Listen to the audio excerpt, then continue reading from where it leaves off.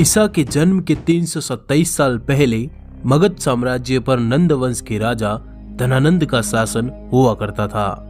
उत्तर में हिमालय से लेकर दक्षिण में गोदावरी तथा पश्चिम में सिंधु से लेकर पूर्व के इतने विशाल मगध साम्राज्य का अधिपति सम्राट धनानंद एक लालची राजा था। धन पर आनंदित होने वाले धनानंद ने अपनी प्रजा पर तरह तरह के कर लगा रखे थे। कहा जाता है कि धनानंद ने इसी धन से 99 करोड़ स्वर्ण मुद्राओं का विशाल भंडार भर लिया था। वह छोटी छोटी वस्तुओं पर बड़े बड़े कर लगाकर जनता से बलपूर्वक धन वसूल करता। परिणाम स्वरूप जनता नंदों के शासन के खिलाफ हो गई। चारों तरफ भय और गुस्से का वातावरण बनने लगा। आर्यावर्त के इस महाजनपद मगध राज्य की सीमाओं पर इस समय यूनानी यवन सैनिक तलवारें लिए खड़े थे, पर सत्ता के मद में चूर धनानंद को इससे तनिक भी फर्क नहीं पड़ रहा था। इसी महाजनपद मगध राज्य के सीमावर्ती नगर में एक साधारण ब्राह्मण आचार्य चणक रहते थे। चणक को हर वक्त अपने देश की चिंता सताती रहती।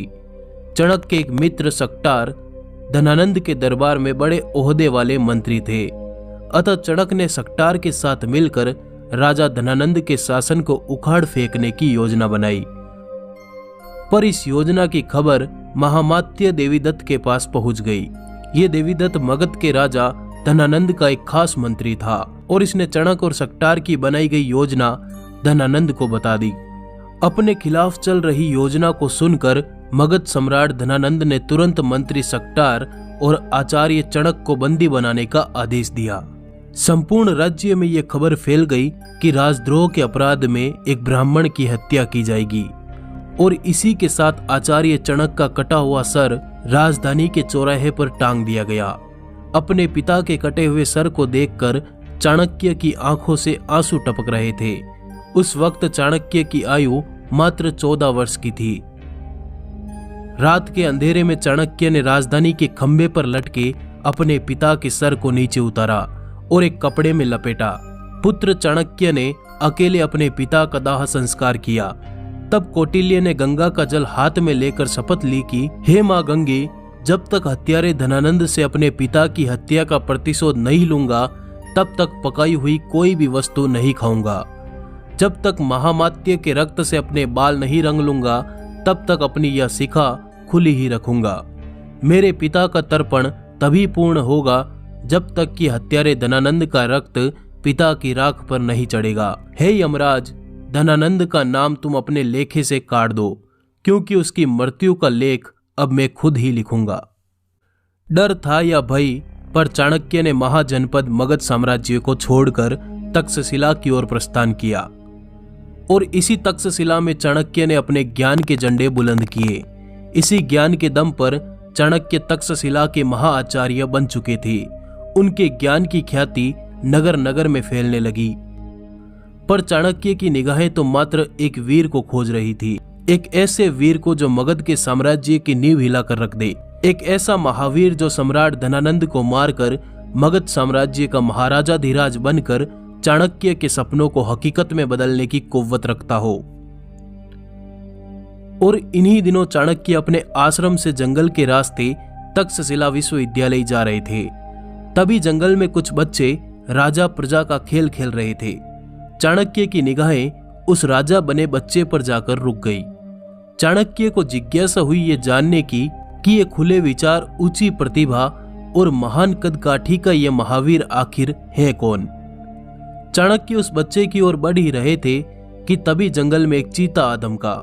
चीते को देख सारे के सारे बच्चे भाग गए, पर वो राजा बना हुआ वीर बालक झट से अपनी तलवार निकाल चाणक्य और बाघ के सामने दीवार बनकर खड़ा हो गया। चीते के चाणक्य तक पहुंचने से पहले ही वह वीर चीते से भिड़ गया और उसने चीते को धराशायी कर दिया। इस वीर की वीरता से चाणक्य अत्यंत प्रसन्न हुए। चाणक्य ने वीर से पूछा, तुम इतने वीर और साहसी कैसे बने? वीर का जवाब था, मैं राजा बना था। राजा का काम अपनी प्रजा की रक्षा करना होता है, इसलिए मैं अकेला ही लड़ा। फिर मुझे मगध के राजा धनानंद से भी तो अकेले ही लड़ना पड़ेगा। चाणक्य ने पूछा, धनानंद से तुम्हें क्यों लड़ना है? वीर ने जवाब दिया, क्योंकि उस क्रूर ने मेरी माता को अपमानित कर मेरी माँ को राजभवन से धक्के मारकर निकाल दिया था। चाणक्य ने वीर से पूछा, तुम्हारा नाम क्या है आर्यपुत्र? वीर का जवाब था, चंद्रगुप्त मौर्य। वीर विराट सम्राट चंद्रगुप्त मौर्य।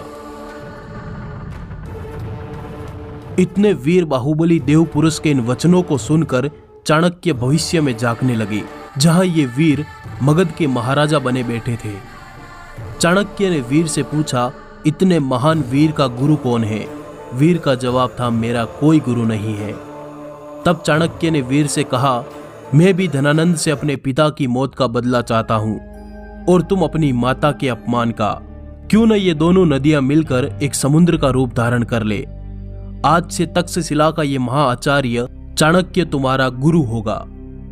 वीर चंद्रगुप्त ने चाणक्य को अपना गुरु स्वीकार करते हुए गुरु को प्रणाम किया और इसी के बाद चाणक्य बालक चंद्रगुप्त को किसी अज्ञात स्थान पर ले गई। धनानंद साम्राज्य से टक्कर लेना कोई आसान खेल नहीं था। देवगुप्त और कात्यायन जैसे कुटिल नीतिज्ञ उसके खास मंत्री थे और राजा धनानंद क्रूर जरूर था, लेकिन एक ताकतवर योद्धा था, जिसने सिकंदर जैसे योद्धा को भी व्यास सतलुज के मैदानों से वापस रवाना कर दिया था। कोई भी शासक धनानंद से टकराने का साहस नहीं करता था, क्योंकि उसके पास सेना में 2 लाख की पैदल सेना, 20,000 घुड़ सेना, 2,000 रथ और 3,000 हाथियों की एक महासेना थी। ऐसे में धनानंद के शासन को उखाड़ फेंकने का साहस आखिर कौन कर सकता था? इसके लिए कठिन तैयारी, सैन्य शक्ति और जन समर्थन की आवश्यकता थी और चाणक्य इस बात को भले प्रकार से जानते थे। बालक चंद्रगुप्त को सबसे पहले शास्त्रों की शिक्षा दी गई, इसके बाद अस्त्र शस्त्र की शिक्षा दी गई और अंत में चंद्रगुप्त को राजनीति और गोपनीयता का पाठ पढ़ाया गया। बालक चंद्रगुप्त हर कड़ी परीक्षा में पास हुआ। चंद्रगुप्त रात दिन शस्त्र शास्त्र का अभ्यास करते रहते। वे दिन रात नींद आदि को तो भूल ही चुके थे। अपने कठिन परिश्रम की आग में तपकर चंद्रगुप्त सोना बन रहा था। चाणक्य भी वीर के इस साहस को देखते रह जाते। लगभग कुछ सालों में बालक चंद्रगुप्त एक महायोद्धा बन चुके थे। अब चंद्रगुप्त की परीक्षा का दिन आया। चाणक्य ने चंद्रगुप्त से कहा, जाओ फिर से उसी जंगल में जाओ जहां से तुम आए थे। जंगल में रहने वाली जातियों और जनजातियों के लोगों को इकट्ठा करो और उनमें से योद्धाओं को चुनो और एक राष्ट्रीय सेना का निर्माण करो। आदिवासियों में जन चेतना जागृत करो, उनको संगठित करो, लेकिन ध्यान रहे यह कार्य बहुत ही गुप्त तरीके से करना है। जब यह कार्य संपन्न हो जाए तब तुम मेरे पास वापस आ जाना। चाणक्य को प्रणाम करते हुए चंद्रगुप्त ने कहा, जो आज्ञा गुरुदेव। और चंद्रगुप्त ने अपने तीर कमान उठाए, तलवार को अपनी कमर में खोसा और घोड़े पर सवार होकर फिर से उसी जंगल की ओर चल दिए। अब वे बालक नहीं बल्कि एक युवा योद्धा चंद्रगुप्त महान बन चुके थे। इस वीडियो के अगले भाग में हमारे साथ जुड़े रहिए। देखिए किस प्रकार चंद्रगुप्त मौर्य ने धनानंद के साम्राज्य को जड़ से उखाड़ दिया। अगर ये वीडियो आपको पसंद आया तो इस वीडियो को लाइक जरूर करें। धन्यवाद, जुड़े रहिए।